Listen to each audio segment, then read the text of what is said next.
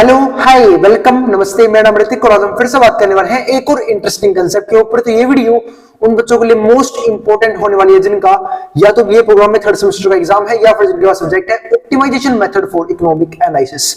तो चलो फिर शुरू करते हैं आज की इंपॉर्टेंट वीडियो, जहां पे हम बात करने वाले हैं एक और इंपॉर्टेंट कंसेप्ट के साथ साथ एक और इंपॉर्टेंट क्वेश्चन के ऊपर। लेसन नंबर 4 की शुरुआत हो चुकी है पिछली वीडियो से, जहां पे हमने एक क्वेश्चन देखा भी, ठीक है, ऑप्टिमाइजेशन, कांस्टेंट ऑप्टिमाइजेशन का।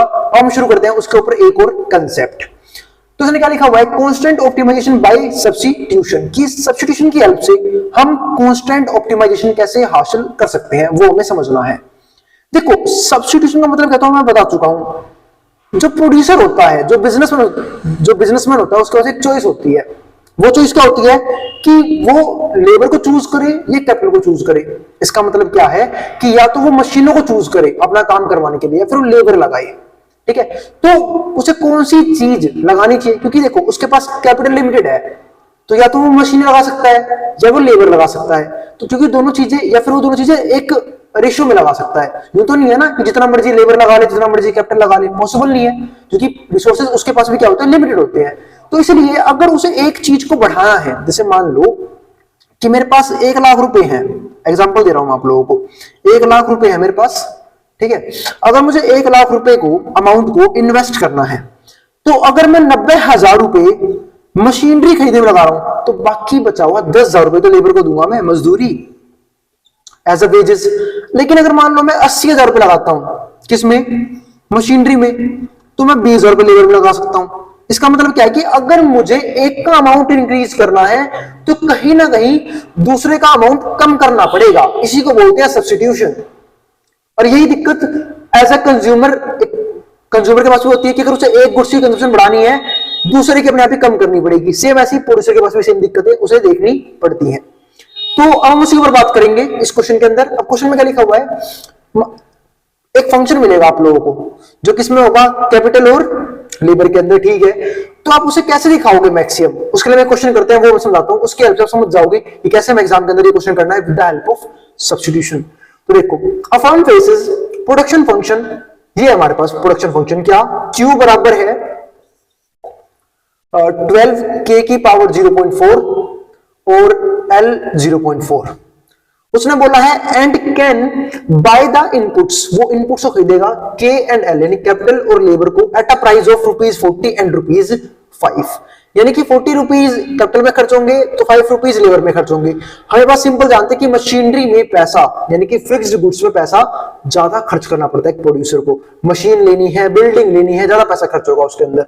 और लेबर तो चलो चीप रेट में मिल जाती है as compare to fixed cost, तो 5 रुपए उसमें लगेंगे respectively. If it has a budget, उसके पास 800 रुपए का बजट है, तो मैं मान के चलता हूं अगर 40 रुपए एक यूनिट में खर्चा आता है कैपिटल के, तो टोटल खर्चा कितना आएगा, 40 के, है ना। 40 मल्टीप्लाई में के, वो ये कौन सा खर्चा आ गया, किस पे आ गया हमारा, कैपिटल पे, यानी कि जो मशीनरी पे फिक्स गुड पे जो खर्चा होगा। 5 रुपया कॉस्ट आता है लेबर पे, तो 5 मल्टीप्लाई में एल, ये बराबर आ गया लेबर कॉस्ट के, ये बराबर होगा और दोनों मिला के किसके बराबर, 800 के बराबर। क्योंकि कंज्यूमर का बजट जो है, जो कैपिटल है, वो 800 रुपए का मान के चल रहे हैं, इससे फालतू उसका बजट नहीं है, इससे फालतू खर्च नहीं कर सकता, ठीक है। व्हाट कॉम्बिनेशन ऑफ के एंड एल, मतलब हमें क्या कॉम्बिनेशन रखना चाहिए, किसका, कैपिटल का और लेबर का, मतलब किस रेशियो में यूज करना चाहिए, कितनी कैपिटल यूज करनी चाहिए टोटल अमाउंट की और कितने लेबर यूज करने चाहिए, ठीक है।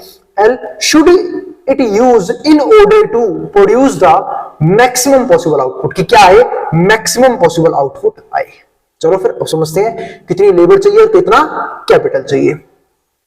अब यहां आते हैं इस क्वेश्चन में, तो उसके लिए करना क्या होगा, सबसे पहले आपको ये निकालना होगा। अब बाद में इसका मतलब क्या होता है, देखो MPK, इस बात का मतलब है कि हमें इसका डेरिवेटिव करना है K के रिस्पेक्ट में, और फिर डिवाइड करना है पर यूनिट ऑफ कैपिटल के रेट से। जैसे समझाता हूं, अब मैं कर रहा हूं डेरिवेटिव इसका, तो डिफरेंशिएट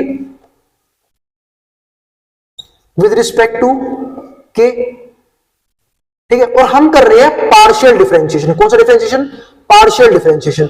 और जब भी पार्शियल डेरिवेटिव होगा, यानी कि देखो अगर आपके पास 2 वेरिएबल आ गए, सिंगल वेरिएबल है तो सिंपल डिफरेंशिएशन कोई दिक्कत नहीं है, लेकिन अगर 2 वेरिएबल आ गए तो आपको एक को कांस्टेंट ट्रीट करना होगा, इसलिए हम पार्शियल डेरिवेटिव करते हैं। ठीक, अब यहाँ पे देखो तो मैं कर रहा हूं पार्शियल डेरिवेटिव, तो इसका क्या हो जाएगा डी क्यू अपॉन में डी के। ठीक है, 12 तो कांस्टेंट था मल्टीप्लाई में, और एल की पावर 0.4 ये भी कांस्टेंट है, जो कि मैंने कहा था कि जब भी हम पार्शियल डिफरेंशिएशन करते हैं तो जिसके रिस्पेक्ट में कर रहे हैं वो तो हमारा वेरिएबल ट्रीट होता है, उसके अलावा अगर और कोई अल्फाबेट यूज हो रहा है तो वो एज अ कांस्टेंट ट्रीट किया जाता है। तो अगर मैं यहां पे देखूं तो 12 और एल की पावर 0.4 तो हमारा कांस्टेंट हो गया। अब इसका डेरिवेटिव करना है, ऐसा कैसे करोगे, एक्स की पावर एन वाले फॉर्मूले से। और जिनको याद है ना एक्स की पावर एन का डेरिवेटिव कैसे किया जाता है, मैं याद दिलाता हूं, भाई याद दिलाएगा। एक्स की पावर एन का डेरिवेटिव करते हैं हम लोग, एन उतर के नीचे आएगा और ऊपर एक पावर कम हो जाएगी, है ना, आसान सा। तो ये देखो 0.4 का 0.4 उतर के नीचे आ गया, ऊपर एक पावर कम हो गई। ऊपर जब 0.4 यानी कि के में 0.4 में से जब मैं 1 माइनस करूंगा तो क्या बचेगा, माइनस का 0.6। पूरा सॉल्व करूं, ये एल है, 2 मत देख लेना इसे, तो 12 मल्टीप्लाई में 0.4, 12 चौक 48, 4.8 आएगा यहाँ पे, एल 0.4, के की वैल्यू माइनस 0.6। ठीक है, तो आएगा डी क्यू बाई डी के। ठीक है, ये आ गया हमारे पास। अब मैं सेम निकाल लेता हूं D Q by D L. जब मैं वो निकालने लग गया तो मुझे करना पड़ेगा इस फंक्शन का डेरिवेटिव एल के रिस्पेक्ट में। तो मैंने समझ लिया के मेरा क्या होगा, कांस्टेंट, तो 12 भी कांस्टेंट है और के की पावर 0.4 ये भी कांस्टेंट है। अब मुझे करना है इसका डेरिवेटिव एल के रिस्पेक्ट में, तो मैं वो करने गया, आता तो डेरिवेटिव करना x की पावर n वाले फॉर्मूले से। कैसे, n उधर के नीचे आएगा, 0.4 उधर के नीचे आएगा, ऊपर एक पावर कम हो जाएगी, 0.4 में से बन गया माइनस का 0.6। तो अब मैं जब सोल्व करने लग गया तो 12 गुणा में 0.4 ये हो गया हमारा 12 चौक 48 यानी कि 4.8, और यहां पे आ गया है k 0.4 और l की पावर माइनस 0.6। और भाई एग्जाम को लेकर बिल्कुल पैनिक लेने की जरूरत नहीं है, आराम से आप लोग पढ़ते रहो। यो भी मैंने ऑलमोस्ट 80% सिलेबस अब तक भी कंप्लीट हो चुका है हमारा, क्योंकि लेसन नंबर 4, 5 में कुछ खास कंसेप्ट नहीं है, 2 या 3 कंसेप्ट और आएंगे, साथ साथ हमारा टॉपिक भी क्या हो जाएंगे, सारे खत्म हो जाएंगे। जो मेन कंसेप्ट थे वो आ चुके हैं लेसन नंबर 3 तक ही, तो आपको एग्जाम को लेकर घबराने की जरूरत नहीं है अगर आपको उतना ही कंसेप्ट अच्छे से आता है तो। अब यहां देखो, जब मैं ये सोल्व करने लग गया 4.8 के की 0.4 एल की माइनस 0.6, तो हमारे पास ये तो आ गया डेरिवेटिव। अब और कुछ कट रहेगा यहाँ पे, नहीं, ये सोल्व हो चुका। अब देखो इसको, इस फॉर्मूले को ध्यान से देखना इस क्वेश्चन के लिए। अगर आपको कांस्टेंट ऑप्टिमाइजेशन बाय सब्स्टिट्यूशन निकालना है, ऐसा क्वेश्चन आ गया तो आपको फॉर्मूला अप्लाई करना ही पड़ेगा। अब एमपी के यानी कि डेरिवेटिव के रिस्पेक्ट में, तो वो हो चुका था, ये रहा आंसर। तो अगर आपको क्या निकालना है, मैक्सिमम, मतलब एक प्रोड्यूसर क्या सोचता है कि उसका प्रॉफिट क्या हो, मैक्सिमम, अगर आपको वो निकालना है तो वो किस के ऑर्डर की क्वांटिटी पे आएगा वो निकालना है अगर आपको, तो आपको इन दोनों को बराबर रखना पड़ेगा। ये इसकी मेन कंडीशन होती है। क्या होती है, मेन कंडीशन। तो अब सॉल्व करते हैं इसे। तो एम ये तो मैं निकाल चुका हूं, आया था 4.8, एल की 0.4 और के की माइनस 0.6। नीचे है पर यूनिट कैपिटल का कॉस्ट कितना है, पर यूनिट कैपिटल 40 रुपए। बहुत बढ़िया, मात्र 40 रुपए, 40 से कर देंगे डिवाइड। और मैं एमपीएल, ये वो नहीं जो तुम खेलते हो सट्टा बाजार वाला, नहीं, इसमें हमने डेरिवेटिव किया था लेबर के रिस्पेक्ट में।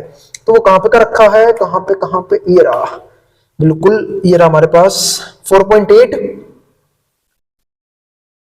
के की 0.4 और एल की माइनस 0.6 अपॉन में लेबर के पर यूनिट कॉस्ट कितनी है, 5 रुपए। लेबर बेचारा 5 रुपए में शहीद हो गया है, मतलब मिल गया है। 5 से 40 कट गया 8 पे, ठीक है, 8 वहां जाएगा मल्टीप्लाई में। अब ध्यान से देखना एक बात और, एक चीज दिखा रहा हूं, 4.8 से 4.8 कट गया, कैसे, यहां पे मल्टीप्लाई में है, नीचे डिवाइड में आएगा, कट गया होगी, 8 ऊपर जाएगा मल्टीप्लाई, तो 8 के 0.4 एल माइनस 0.6, यहां पे क्या है L 0.4 और K माइनस 0.6। तो मैंने देखा कि अगर मैं इसको वहां लेकर जाऊं, ध्यान समझ रहा, ये वहां जाएगा डिवाइड में, इसको वहां लेकर जा रहा हूं, इस तरफ करते हैं चलो। तो मैं L है यहाँ पे 0.4, इसको यहाँ पे लेके आ रहा हूं, तो L है, L की पावर है 0.4 और ये L है यहाँ पे मल्टीप्लाई में, यहाँ पे डिवाइड में, तो L की वैल्यू माइनस 0.6।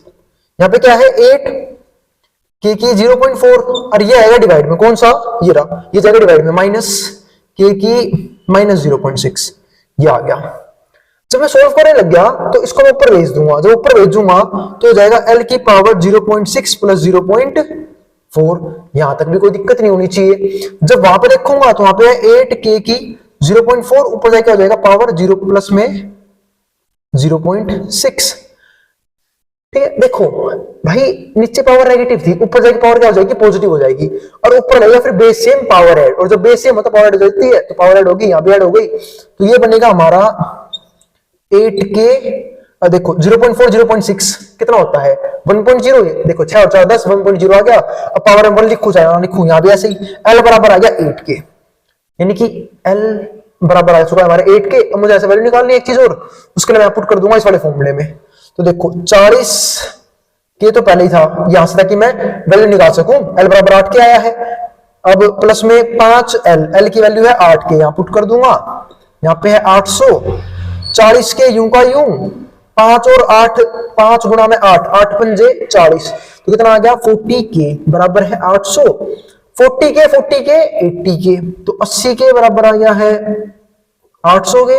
यहां से आएगी k की वैल्यू, और k की वैल्यू कितनी आई 80 का डिवाइड में, मल्टीप्लाई में नीचे आएगा डिवाइड में, तो 800 बटे में 80, 0 0 कट गया, k की वैल्यू आ गई 10, k आ गया 10, k 10 आया है तो लेबर कितनी आएगी 80, मतलब हम कैपिटल 10 यूज करेंगे, लेबर आ जाएगा 10 में 8 80, लेबर यूज होगी 80।